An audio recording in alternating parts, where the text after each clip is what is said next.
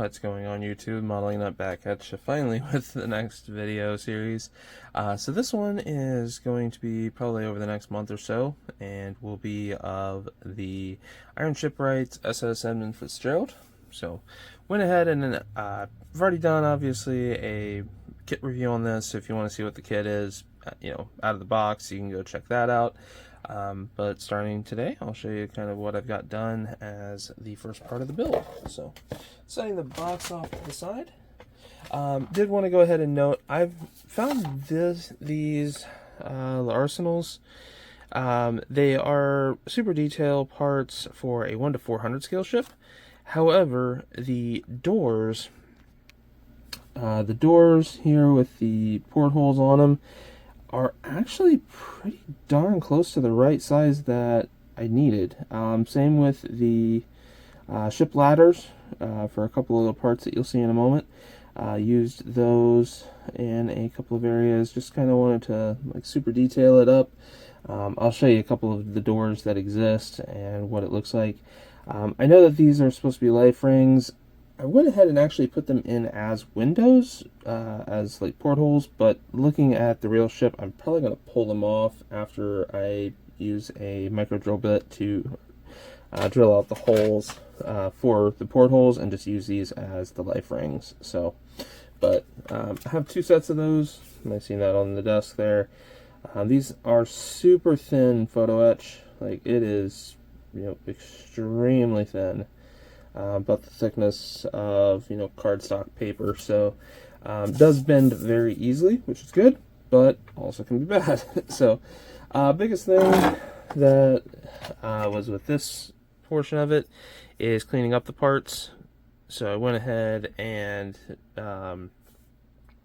took this out to the garage, again being resin, didn't want to really strap a whole lot of dust inside, so took it to the garage and got these the base parts cleaned up here. So this will be the front of the wheelhouse, kind of the bow section, which will then have the next part, which is the main wheelhouse on it. Was originally debating about going ahead and drilling out all of the holes, but I think I'm going to leave the back part with the solid windows, and I'll just paint it a gloss black. But I did want to have the front part of the wheelhouse more or less open. I'm going to put some glazing in, so you can see through it, but it won't be where you could see in it, because obviously, there's not any detail inside. But just took a scraper or a chisel set. These are from Squadron. Really nice. I apologize. I'm trying something new with my phone, and I think it might have just been kind of glitching there. So apologize if the focus was a little off. But those are from Squadron. I primarily use the 2mm and then the 1mm chisel sets, just to go ahead and chisel that all out. Used it also to get those rear windows in, and then zooming in here, you'll see some of the extra detail parts. So again, use that for the doorway. Used one of the ladders, cutting out a couple of the runs here in the middle for the vertical ladder that went to the top of the wheelhouse. Put the doors there on the side, and then I could not find a good reference photo through here, so I'm just kind of putting these in as the stairs that would lead into the wheelhouse. Again, is it 100% accurate? Probably not. But again, I couldn't find a good photo of that. I am taking styrene and rebuilding out the framing. So I have the main surrounds. Now it's going to be cutting about, I think, 20 or 30 little pieces to go in there. Mine did have a couple little nicks in the visor, or the hood here. There we go. lock the focus.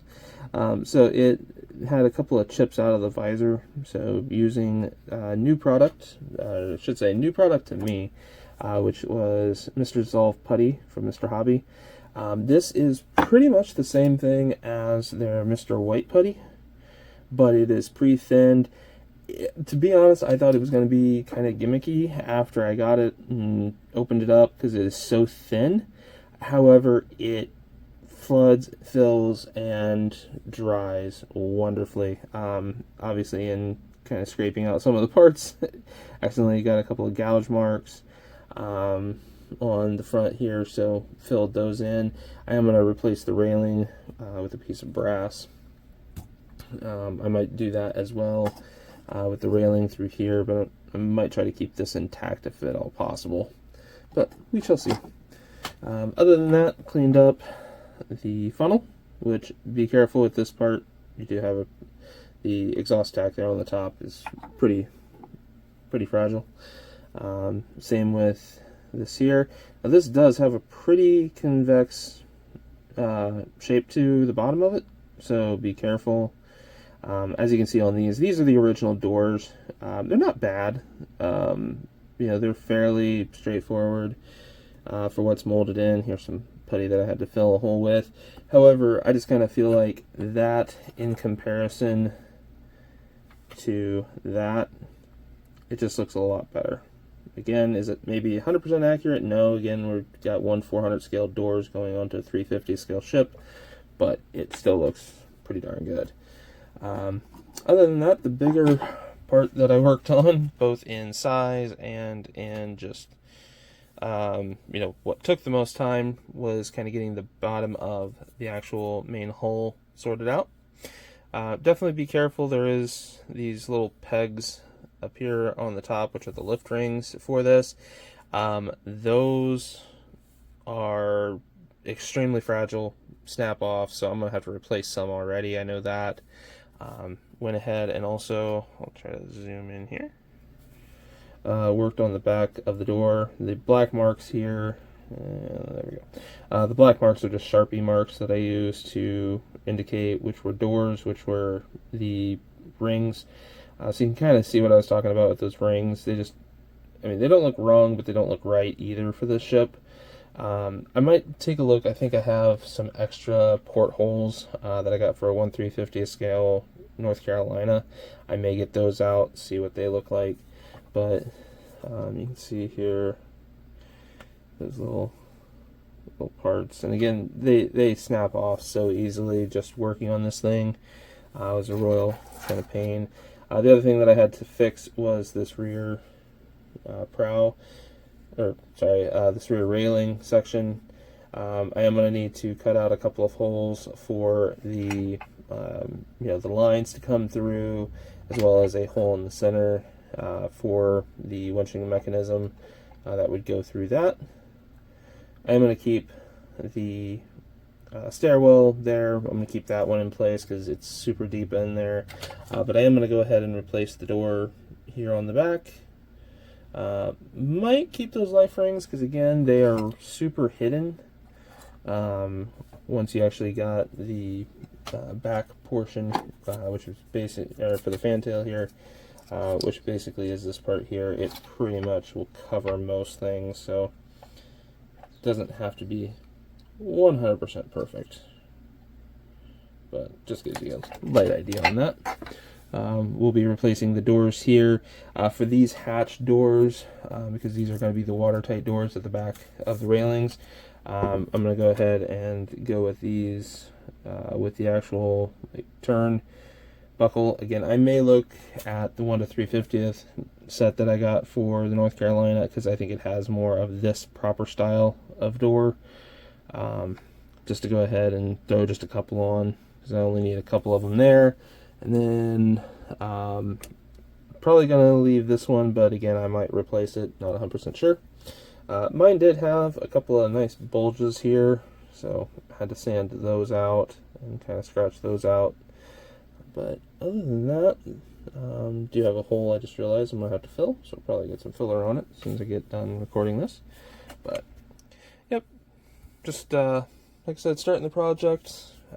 Next step that I'm going to try to do is actually get the base built so that I can get these, get this primed, get this painted, and then from that point, I'll be able to just get it mounted onto the base. I don't have to worry about it falling, getting the paint damaged and everything like that, because that is a pretty hefty chunk of resin for sure. So yep, that is part 1 of the Edmund Fitzgerald build.